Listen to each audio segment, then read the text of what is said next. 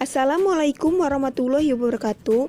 Kami dari kelompok 5 ingin mempresentasikan materi mengenai transformasi pengolahan agrobisnis. Untuk mengetahui apa sih transformasi pengolahan agrobisnis, yuk simak video berikut ini. Saya Nelly Lestari, di sini saya sebagai pemateri pertama. Di sini saya akan menjelaskan transformasi pengolahan agrobisnis.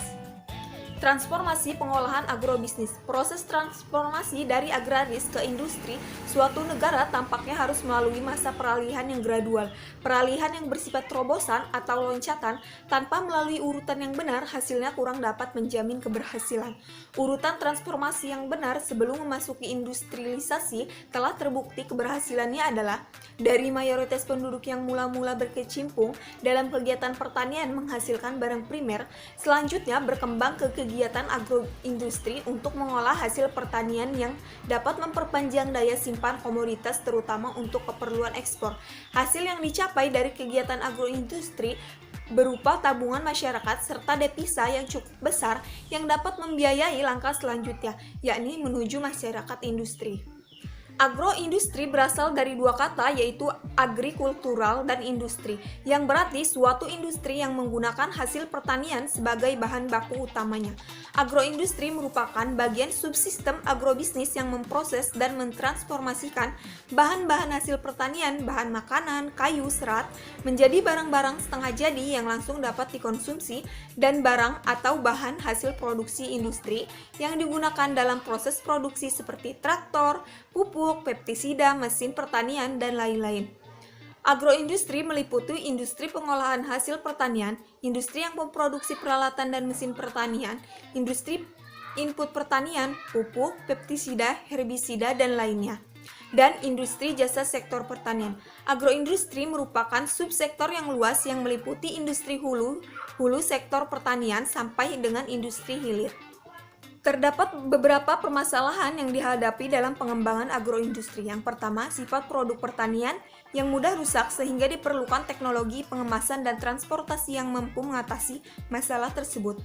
Kedua, sebagian besar produk pertanian bersifat musiman dan sangat dipengaruhi oleh kondisi iklim sehingga aspek kontinuitas produksi agroindustri menjadi tidak terjamin. Ketiga, kualitas produk pertanian dan agroindustri yang dihasilkan pada umumnya masih rendah sehingga mengalami kesulitan dalam persaingan pasar baik dalam negeri maupun di pasar internasional. Keempat, sebagian besar industri berskala kecil dengan teknologi yang masih rendah. Selanjutnya yaitu karakteristik dari agroindustri yang memiliki kelebihan dibandingkan dengan industri lainnya. Antara lain yaitu yang pertama, efek multiplier yang ditimbulkan dari pengembangan agroindustri hulunya maupun ke agroindustri hilirnya. 2. Menggunakan sumber daya alam yang ada dan dapat diperbarui. 3. Mampu memiliki keunggulan komparatif dan kompetitif baik di pasar internasional maupun di pasar domestik. Keempat, dapat menampung tenaga kerja dalam jumlah besar.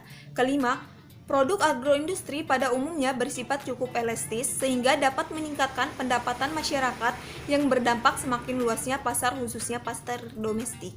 Dan selanjutnya, secara garis besar, agroindustri dapat digolongkan menjadi 4, meliputi yaitu yang pertama, agroindustri pengolahan hasil pertanian, yang kedua, agroindustri memproduksi peralatan dan mesin pertanian, yang ketiga, agroindustri input pertanian seperti pupuk, pestisida, herbisida, dan lainnya, dan yang keempat, agroindustri jasa sektor pertanian. Baik, itu dia penjelasan materi dari saya. Materi selanjutnya akan dijelaskan oleh saudara Wiwin. Kepada Wiwin saya persilahkan. Baiklah, di sini saya akan melanjutkan materi dari saudari Nelly Lestari.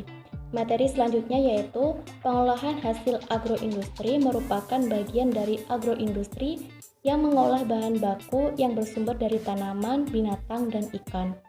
Pengolahan hasil pertanian yang dimaksud meliputi pengolahan berupa proses transformasi dan pengawetan, dan melalui perubahan fisik atau kimiawi, penyimpanan, pengepakan, dan distribusi.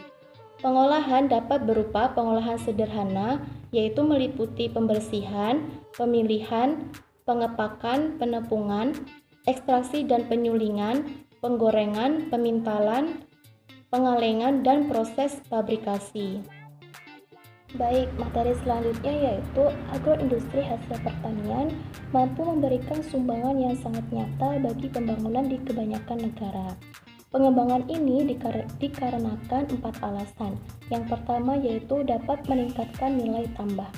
Agroindustri hasil pertanian adalah pintu untuk sektor pertanian.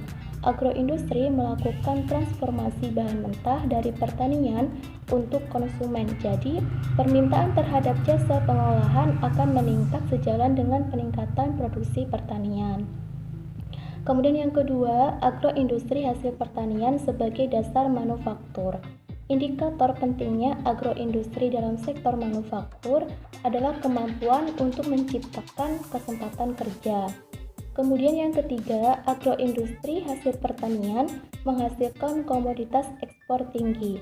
Jadi, nilai tambah produk agroindustri cenderung lebih tinggi dari nilai tambah produk manufaktur lainnya yang diekspor karena produk manufaktur sering tergantung pada komponen impor. Kemudian yang keempat itu ada agroindustri pangan merupakan sumber penting nutrisi. Jadi dengan agroindustri dapat menghemat biaya dan menjadikan mata rantai pasaran bahan makanan dapat memberikan nutrisi dan kesehatan bagi tubuh. Selanjutnya yaitu karakteristik agroindustri. Karakteristik agroindustri yang menonjol sebenarnya adalah adanya ketergantungan antar elemen-elemen agroindustri, yaitu pengadaan bahan baku, pengolahan, dan pemasaran produk. Agroindustri terdiri dari 4 sistem yang keterkaitan, yaitu yang pertama, keterkaitan rantai mata produksi, yaitu keterkaitan antara tahapan-tahapan operasional mulai dari arus bahan baku pertanian sampai ke processing dan kemudian ke konsumen. Yang kedua, keterkaitan kebijaksanaan makro dan mikro, yaitu keterkaitan berupa pengaruh kebijaksanaan makro. Yang ketiga, keterkaitan kelembagaan, yaitu hubungan antar berbagai jenis organisasi yang beroperasi dan berinteraksi dengan mata rantai produksi agroindustri.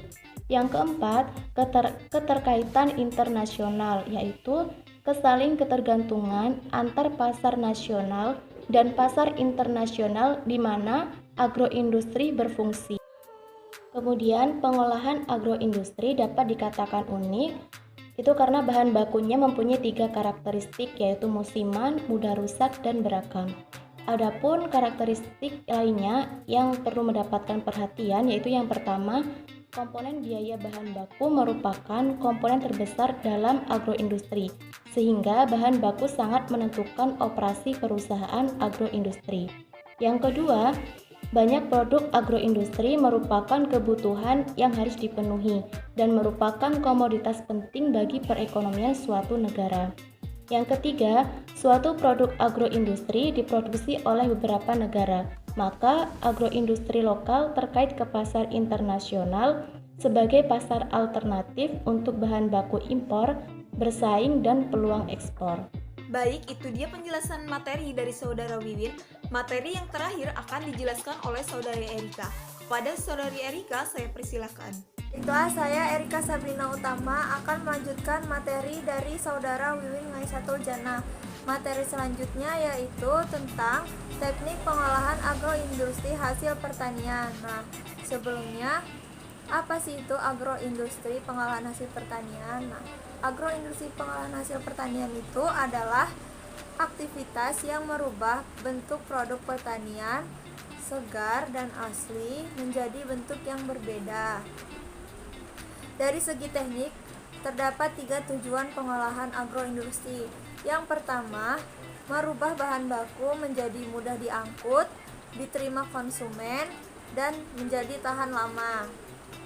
Fungsi pengolahan itu harus pula dipahami sebagai kegiatan strategis yang menambah nilai dalam mata rantai produksi dan menciptakan keunggulan yang kompetitif. Sasaran-sasaran ini dicapai dengan merancang atau mengoperasikan kegiatan pengolahan yang hemat biaya atau dengan meragamkan produk. Selanjutnya ada penerapan dan pengembangan agroindustri hasil pertanian. Alternatif teknologi yang tersedia untuk pengolahan hasil-hasil pertanian itu bervariasi ya, mulai dari teknologi tradisional yang digunakan oleh industri kecil sampai kepada teknologi canggih yang biasanya digunakan oleh industri besar. Dengan demikian, alternatif teknologi tersebut bervariasi dari teknologi yang padat karya sampai kepada teknologi yang padat modal. Nah, teknologi yang maju dan mesin-mesin yang kapasitas besar itu dapat mengurangi biaya, seperti biaya tenaga kerja per unit atau output. Serta dapat memperkuat kedudukan perusahaan di pasar produk. Karena kualitas outputnya yang tinggi, standar kuantitasnya yang besar, yang konsisten, terus dari volume produknya juga yang besar. Nah, itu sehingga dapat menarik perhatian pembeli dengan jumlah yang besar pula. Nah, terdapat pilihan teknologi operasi pengolahan itu dapat dikelompokkan ke dalam dua kategori. Yang pertama, pilihan diantara berbagai jenis peralatan dan mesin-mesin untuk menyelesaikan proses yang sama. Yang kedua, pilihan diantara proses-proses yang menghasilkan produk akhir yang sama. Selanjutnya, proses agroindustri tidak hanya terdiri dari operasi tunggal, tetapi terdiri juga dari beberapa tahap dengan sistem-sistem penunjang. Pada tahap-tahap produksi, setiap perusahaan agroindustri itu terdiri dari komponen-komponen fisik. Nah, komponen fisiknya yang pertama, yang pengkondisian bahan mentah, pengolahan utama, pemisahan, pemusatan, pencampuran, dan stabilitas, lalu pengemasan, lalu penyimpanan produk-produk yang dihasilkan, dan pengiriman produk-produk yang dihasilkan. Selanjutnya, untuk menemukan teknologi atau paket barang modal yang tepat untuk suatu perusahaan agroindustri, perusahaan tersebut itu harus memahami pasar yang dilayaninya dan memahami ketersediaan bahan bakunya. Nah, terdapat kriteria utama yang harus diperhatikan dalam pemilihan teknologi. Yang pertama, tentang kebutuhan kualitas. Nah, teknologi pengolahan yang dipilih harus sesuai yang dibutuhkan oleh pasar, terutama menyangkut kualitas. Yang kedua, kriteria penggunaan kapasitas. Yang ketiga, kebutuhan pengolahan proses rekomendasi. Pemilihan teknologi harus disesuaikan dengan kapasitasnya yang akan digunakan, sedangkan kapasitas yang akan digunakan itu sangat tergantung dari ketersediaan dan kontinuitas bahan baku. Yang terakhir ada kapasitas kemampuan manajemen atau manajemen capability. Nah, biasanya suatu pengolahan itu akan berjalan baik pada tahap awal karena besarnya kegiatan masih berada dalam cakupan pengolahan yang optimal. Demikian presentasi dari kelompok kami. Apabila ada salah kata, saya mohon maaf. Kepada Allah saya mohon ampun. Saya akhiri. Wabillahi taufiq wal hidayah. Wassalamualaikum warahmatullahi wabarakatuh.